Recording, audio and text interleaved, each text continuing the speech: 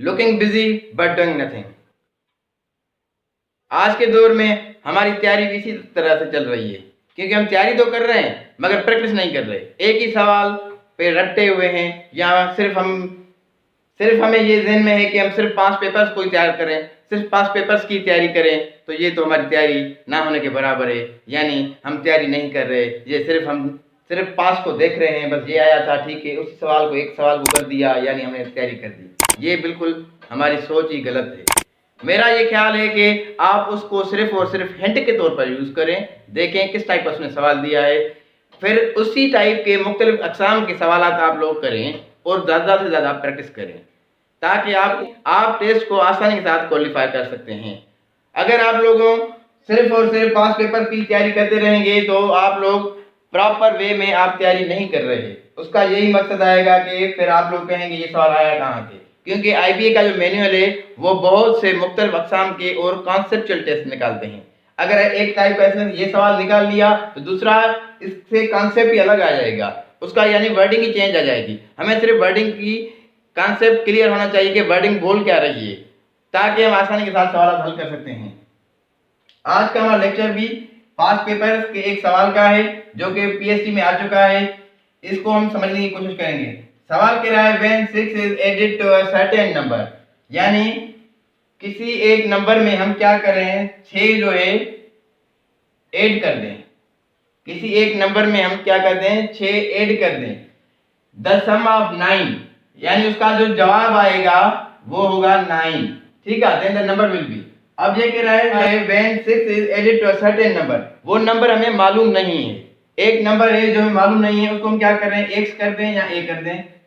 ठीक है, वो कह रहा है फिर क्या कर दें, एडिट कर दें, यानी ऐड कर दें। हम क्या करेंगे, साइन लगाएंगे +6, यानी 6 में ऐसा नंबर ऐड कर दें जिसका जवाब आ जाए 9, या ऐसे कर दें 6 में कोई ऐसा नंबर ऐड कर दें जिसका जवाब आ जाए 9।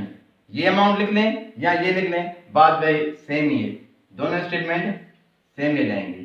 ठीक है, इसको लिखें या इसको लिखें। अब हमारे पास ये इक्वेशन आ गई सिंपल में।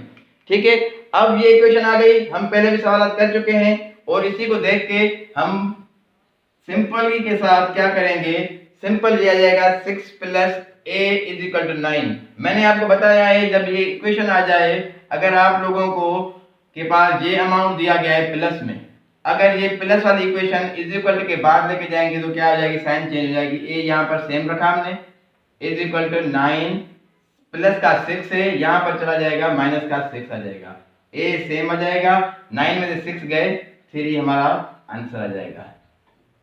ये मैंने एक्सप्लेन ज्यादा करके आपको समझाया। 1 स्टेप में हम क्या करेंगे, वेन ए नंबर, आप इसको a कर दें या x कर दें, सिंपल में x + 6 = 9।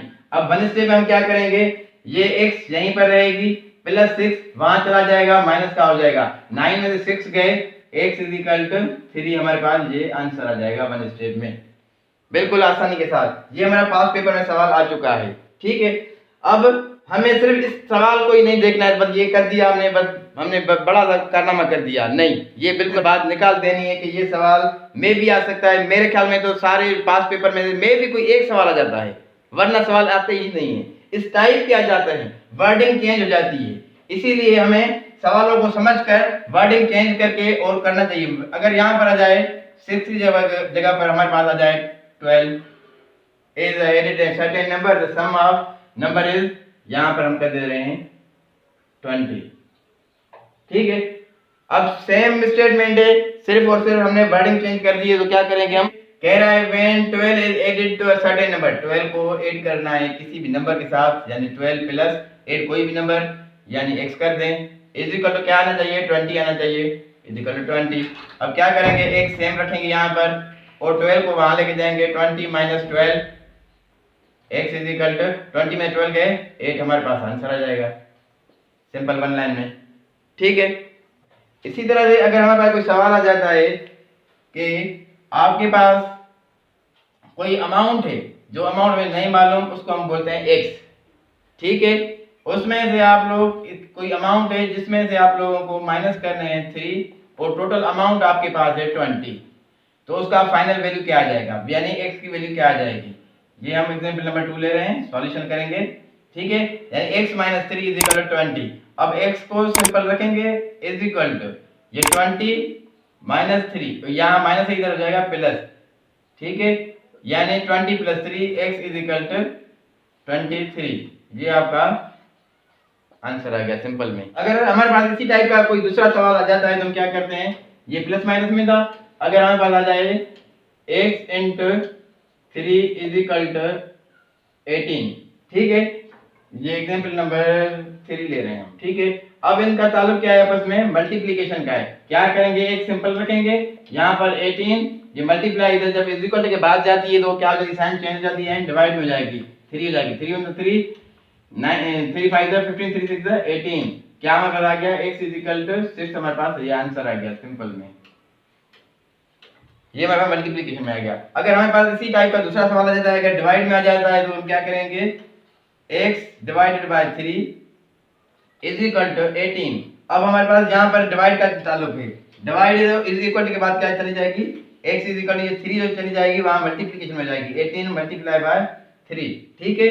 अब सिंपल में क्या करेंगे, x is equal to 3 8 the 24, 2 ऊपर 3 1 3 3 1 3 और 2 5 45, हमारे पास ये आंसर आ गया 2 स्टेप्स में।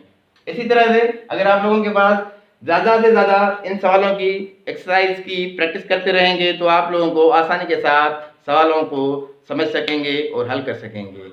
तब तक के लिए इजाज़त दीजिएगा, दुआ में याद, और लाइक कमेंट और सब्सक्राइब ज़रूर कीजिएगा हमारे चैनल मोटिवेशनल स्किल्स बाय सुफिशर को।